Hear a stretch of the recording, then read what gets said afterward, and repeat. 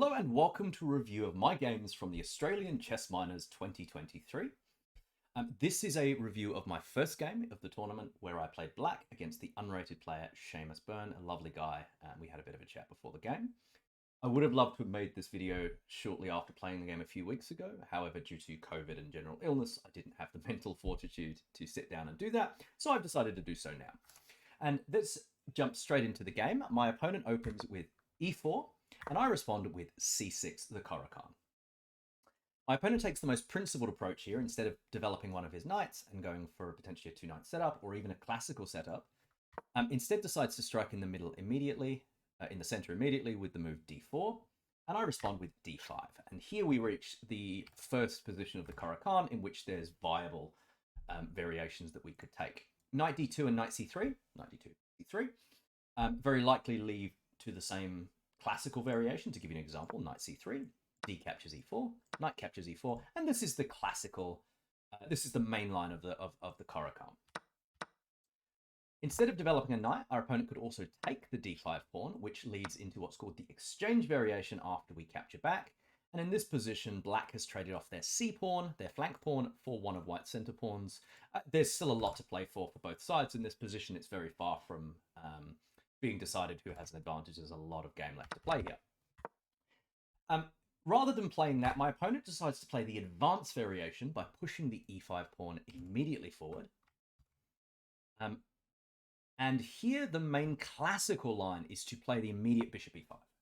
The main line of the advance is to play bishop to f5 immediately, in which case there are various kingside attacks that make that this bishop may come under fire from. The Tal variation is in particular very... you have to know this if you're going to play black here, because otherwise, if you can get this bishop completely trapped very easily with the moves g4. If you just build this pawn chain, then you'll find that you're actually just going to get completely steamrolled and you losing this piece within the first 5 or 6 moves of the game. Now, that's not the variation that I play. In the advanced variation, the version that I like to play and the version I've explored the most is the move c5. This is known as the Botvinnik-Carls variation of the Caro-Kann, and you do waste the extra tempo pushing this pawn. You've already pushed the pawn to c6, and then you're going to push the pawn to c5. But the idea of this is to immediately strike at white's center, not allowing them to have this very comfortable pawn structure with no tension, and instead of placing immediate tension in the center. Here my opponent defends the pawn that's under attack with c3, and I develop my first piece of the game with knight c6. Here my opponent develops their knight with knight c3, knight f3, sorry. And at this point, I can now decide to capture the pawn on d4. I've had this particular position many times, both over the board and online. And the engine best move here is undoubtedly c captures d. Otherwise, you do allow white the opportunity to capture and potentially place, and put a pawn on c5, and they can potentially defend that with b4 in future. And this can be quite a prickly pawn structure to deal with. Even if it potentially overextends white on the queen side, there's no reason to go into any of that. So instead, we capture, removing the tension with c captures d4. Now, you can't capture with the knight. Capturing with this knight does blunder the e5 pawn to the knight, so this is not playable. Instead, our opponent plays correctly and captures with the c pawn, and then we immediately strike back with bishop to g4, pinning this knight to the queen. Very common idea. This is a position that's been reached many times in the Caro-Kann. My opponent unpins with bishop e2, a very passive developing move, and I don't think the best move by any stretch. And here we solidify our pawn structure, closing this bishop out. We don't have any intentions of bringing this bishop back behind this pawn chain. We've put all of our pawns on light squares, and if prompted, we will trade off our light square bishop, and our dark square bishop is going to have a very good game. Here my opponent castles, bringing their king to safety. And here I develop with knight g to e7. I say knight g to e7 because, of course, the c knight could also move there. Now, where is this knight going? In some positions, this knight wants to go to g6, but very commonly it wants to move to f5 to place additional pressure, along with the c6 knight, on the d4 pawn. Here my opponent plays h3. Again, a very slow move, asking my bishop what it wants to do. Here, bishop f5 is completely fine. It's fine, as is bishop h5. But I play the move bishop captures, which is considered to be the best move in this position, as you can see from the exclamation. In fact, actually, let me turn off the. Let me turn those off. They're gonna. Okay, well that's not gonna turn. Never mind. We'll carry on with them. We'll carry on with the classifications on the board. My opponent captures back, which does put this bishop on a very nice diagonal, although at the moment it's not got much in the way of a future with this pawn chain being so solid. But this is a good move. This is a good position for this bishop to end up on. However, it has taken 2 moves to get there. Now, our opponent has the bishop pair here. We're allowing our opponent to have the bishop pair. This is considered an equal position according to the engine, but I have had this many times, and there is a lot of practical play and practical opportunities for both sides of the here. Now, here I play the immediate knight e5. Knight e5 is considered inaccurate. It's considered a mistake in this position. Mostly because it wanted instead queen b6 here, placing pressure on these 2 very vulnerable pawns and making it difficult for black to move this bishop away. In fact, here the best move is still bishop e3, and I would be tentative about taking this pawn. Apparently it's a drawing position to take this pawn, but I would seriously consider that in a classical game. In fact, actually, the more you let the engine think about this, the more it realizes that this actually is just a clean pawn for black, and you can take this. But still, this is not the way I approach this position. Instead, I played knight f5, again, building up pressure on the d4 pawn in the center. My opponent plays bishop to e3, defending this, and then here we play queen b6. So we end up in effectively the same position, but now we've found ourselves in a very interesting tactical position, and a very interesting tactical dilemma is about to occur. Here our queen is putting pressure on the d4 pawn and the b2 pawn. Our knight is attacking the e3 bishop and attacking the d4 pawn, and this knight is also putting pressure. This currently has 2 defenders and 3 attackers. So you might think that this is a capturable pawn, and indeed it is a capturable pawn. After our opponent plays knight c3, the best move in this position, potentially with ideas to move over here to knight a4, putting pressure on these very critical squares. For example, there may be a position where we have something like this. We may end up with something like bishop g4, and then here I could play a move like this, but this loses immediately to the move knight a4, and you can already see the idea of developing the knight to c3 here instead of worrying about these particular pawns. And this is considered much, much better for white. This is a tactical blunder from black. Now, in this position, and I've had this position probably half a dozen times since this game was played a few weeks ago, and it raises a really interesting question. This pawn can be captured by 3 pieces, and it's only defended twice. What do you capture with? You obviously don't want to capture with the queen. Queen captures, bishop captures. You lose a queen. No reason for that. So which of these knights do you capture with? And I'll let you think about that for just a second. Not that one. It turns out what I played in the game is a mistake. But it's incredibly difficult to see why. It is incredibly difficult to see why. And something I didn't realize during the game, there is a technical nuance here. This allows this bishop to pin my queen, which would have happened with the other knight as well. Let's be clear. This is a pin that's going to happen either way. The difference is that in this position, if you have taken with the c knight, knight and c6 takes on d4, you still have the opportunity of 1, capturing the f3 bishop with check, which means that this pin is nothing to worry about because you'll have time to move the queen. But more importantly, your f5 knight allows you to capture the bishop, eliminating this pin. And that's an important nuance because in this position, I played the move knight f5 captures d4. And the reason this is a mistake is because white here can play the absolutely brilliant king to h1, and this is winning for white. Now, I didn't see this. my opponent didn't see this. This is I think, a very high-level move. The idea of this is to eliminate any opportunities for checks. There is now nowhere this knight can move that comes with tempo against the king, which means that this knight is now trapped because this bishop is putting pressure on this king. Now, it's not completely over. We could, of course, develop a bishop to c5, but as you've already seen in these lines, this is not the kind of game that you want to play. And to give you an example of where we could end up in a position like this, and white is better here if they can find the move a3 with the idea to push b4 and completely dislodge all of my pieces from this side of the board.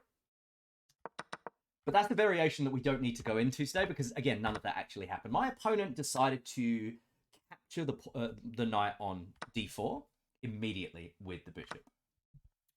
And I was very happy to see this move. Very, very happy to see this move. This allows me the opportunity to capture with either the queen or the knight. Capturing with the queen is considered to be more accurate according to the engine. But I decided to capture with the knight here. And this is considered to be a bit more drawish. The longer you let the engine think, the slightly more of an advantage it will give to black, but it's very much playable for both sides. Here my opponent plays rook to b1 to defend this b2 pawn. Now, I don't care about the b2 pawn. I really do not care about the b2 pawn. I have no intentions of going to win this pawn. My opponent has missed that my ideas in the center involve now simplifying that I'm up a pawn, and probably more, because I have a much more solid structure than my opponent in the center, but I've completely undermined the e5 pawn as well, and I will attempt to win that at some point. So here I decide to just develop my bishop with bishop e7, so I can castle kingside. My opponent now plays king h1. He did see the move. He definitely saw the idea of getting out of this attack. Unfortunately, he saw it a few moves too late, because now I'm going to swap off this knight for this bishop anyway. I just want to check that that is... Yeah, that is a top move. Knight c6 or knight captures f3 are both considered equal. You can bring the knight back or you can go forward, depending on what mood you're in. I was in a very aggressive mood. In my first game, I came to fight. So let's take the bishop and let's see where this leads us. My opponent captures back with the queen, putting pressure here and here. There's no real threats here, and I simply castle, bringing my rook to this, lining it up with the queen, and potentially there'll be something there in the long run. My opponent clearly didn't like the fact that I have such good control over the center here and decided to reroute his knight, potentially to bring it to d4. And I decided to just simply take the... I wasn't afraid of this threat. This is very slow. My opponent should probably look at developing one of his other pieces, potentially look to expand on the queen side, removing this knight, removing the threat of any potential knight a4 threats in the future. It is not something I was particularly intimidated by, so here I simply play rook c8, taking the only open file on the board. And my opponent plays queen to d3.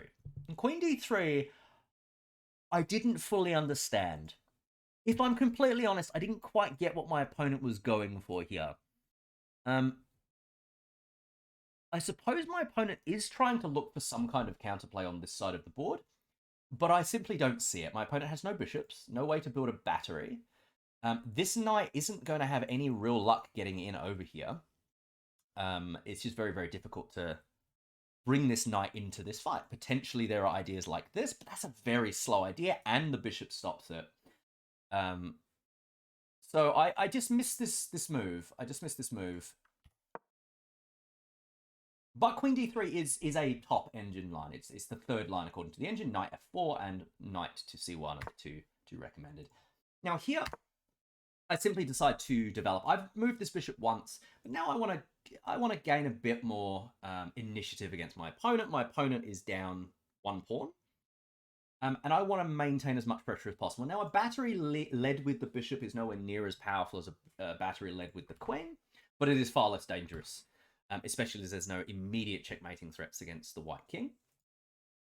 But the idea is very simple. I want to go after this f2 pawn. My opponent here plays the move g4, completely missing my threat. And the point of making a threat in this kind of game is to follow through if your opponent misses it, with bishop captures f2. Now, you can't capture with the rook. You lose a rook in that exchange. You go down in exchange there, so you lose a rook for a bishop and a pawn. And this would put me 4 points of material up, or 4 pawns equivalently up, which is resignable for sure at this level. Here, my opponent plays the move knight to f4. Now, knight f4 Just gonna, sorry, oh, didn't mean to skip ahead there. The move knight f4 is not a move, according to the engine. a4, queen f3, king g2. There's all kinds of moves, but knight f3 is not one of them. And I spent a few minutes in this position considering how to move forward. Now, we're up 2 pawns. As Daniel Naroditsky would say, that there's a reduction in the value of each additional pawn that you win after the first one, after the second one, after the third one. There's a point where winning 2 or 3 extra pawns, going up 4 pawns, 5 pawns, is not going to win us the game, and it might allow our opponent counterplay. So instead, being up 2 pawns, and with a much more healthy position, white having this isolated e-pawn, us having a very secure center, neither side being able to make meaningful progress on this side of the board immediately, I decided now it's time to start trading the pieces. It starts time to simplify, and I accomplished that with the move queen to e3. My opponent responds with queen captures e3 and bishop captures e3. Bishop captures e3 puts pressure on this knight immediately, and it's fairly easy to keep out of danger. It has a lot of opportunities to swing back to the king side, and again, if nothing else happens, we can always trade it for this knight. My opponent here moves the knight yet again. Now, this knight has gone on an absolute journey this game. It's moved 4 times to arrive on d3. And here I play the move rook to c2. And it was actually in this position that my opponent resigned. And the reason they resigned is because my rook is infiltrated. I'm going to find a way to bring my rooks in. I'm going to bring my other rook to the c file. I'm going to potentially double. I'm going to win all of these pawns, or I'm going to win this knight. And at the very least, I have a pass pawn. I do have a pass pawn. So if we trade off a pair or both pairs of rooks, I am up 2 clean pawns. As you can see, I have the f pawn and I have the d pawn. And so in this position, just pushing the d pawn to get another queen in the endgame would be a perfectly reasonable way to convert this. My opponent decided that he had enough at this position and decided to resign. But the game could have potentially continued with our opponent putting pressure on the bishop, us defending our bishop, opponent offering us a trade of rooks, us accepting the trade of rooks, us, then getting our bishop out of danger. There's no reason to give up our bishop here. Our bishop is superior to this knight. This knight hasn't made any meaningful progress this game. Oh, sorry, it's done this and would have done this. So, whereas our bishop has had, I think, a lot more, has had more impact on the overall game. It's had a lot more scope, and it was responsible for winning a very critical pawn over by the white king. So a very successful first game. This gave me a lot of confidence going into round 2, which I will cover very shortly. And a very instructional game. And in particular, the position I want to look at is the position reached here. This is the most important position of this entire game. This is move 12 after the move knight c3. And here is where I made the most critical error. This is where I took with the f9. And I've had this since half a dozen times online. And I now know to take with the c3, the c6 knight, because of how dangerous king h1 here is. And it's a really hard move to see. I was so focused on center control, I didn't consider that this prophylactic move effectively restricts this knight's capacity to capture with check, which means that this queen very likely has to abandon defense of the center. So a very instructional game, very simple game, but very principled. The opening was very, very good. We were able to get a very solid structure, and we were able to create very, very logical and very instinctive pressure against white's weaknesses. And then simply once we were able to simplify down and trade off a few of the pieces, take the open file, then we decided it's time to simply start making progress at chipping away even more towards the king side of white's position, and a few tactical blunders, missing the threats. And our opponent was simply not able to consolidate and gain any kind of counterplay here. So anyway, that was my first game. I'm very happy with it. Sean played great. We discussed the game afterwards, and I really hope I get an opportunity to play the guy again. And I'll be back with a review of my second game very shortly.